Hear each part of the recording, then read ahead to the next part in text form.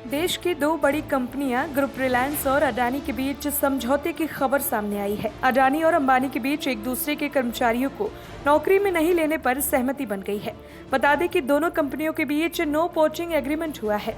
इस no poaching agreement का अर्थ है कि रिलायंस ग्रुप और अडानी ग्रुप के कर्मचारियों को एक दूसरे ग्रुप की कंपनियों में जगह नहीं मिलेगी। इसके जरिए दोनों ग्रुप की कंपनियों के टैलेंट को एक दूसरे में हायर करने से रोका जा सकता है। बिजनेस इनसाइडर की एक रिपोर्ट के मुताबिक ये एग्रीमेंट इस साल के मई में लाया जा चुका है।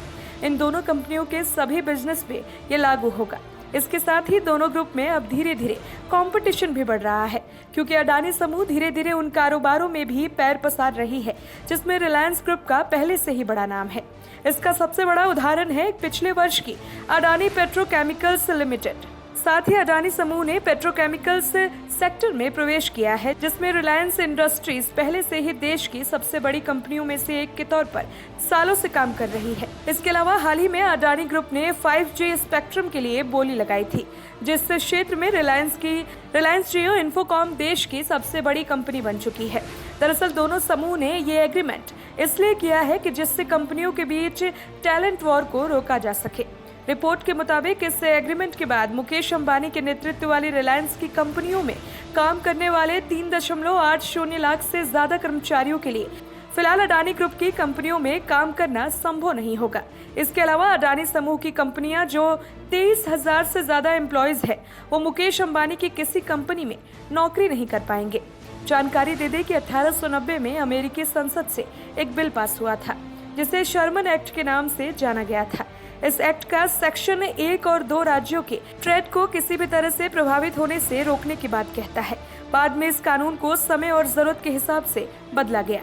2010 में अमेरिका में नो पोचिंग एग्रीमेंट से जुड़ा कानून उस वक्त लैमलाइट में आया जब अमेरिका के कानून विभाग ने सिलिकॉन वैली की गूगल, एडोब, इंटेल और एप्पल जैसी कंपनियों के खिलाफ एक शिकायत दर्ज की।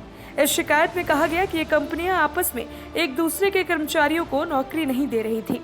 साथ ही कर्मचारियों की पद, सैलरी और सुविधाएं फिक्स कर दी गई थी। इसे क्रिमिनल केस मानकर अमेरिकी लॉ डिपार्टमेंट ने जांच के आदेश दिए थे।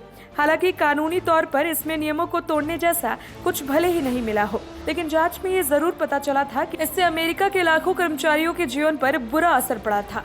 2020 के कामगारों के मामले में चीन के बाद दुनिया में दूसरे स्थान पर भारत था। मैन पावर टैलेंट शॉर्टेज सर्वे के मुताबिक भारत दुनिया के उन टॉप 4 देशों में शामिल है जहां सबसे ज्यादा स्किल्ड कर्मचारियों की कमी है। यही वजह है कि भारत में बड़ी कंपनियों के सामने तेजी से वॉर फॉर टैलेंट बढ़ रहा है। जिन देशों में कम स्किल्ड कर्मचारी हैं, वहां मैन पावर तेजी से महंगे हो रहे हैं। ऐसे में भारत में भी अब कंपनियों के बीच इस तरह के एग्रीमेंट हो रहे हैं। आने वाले समय में बड़ी कंपनियों के बीच और भी इस तरह के एग्रीमेंट देखने को मिल सकते हैं। Special report, voice of Bharat.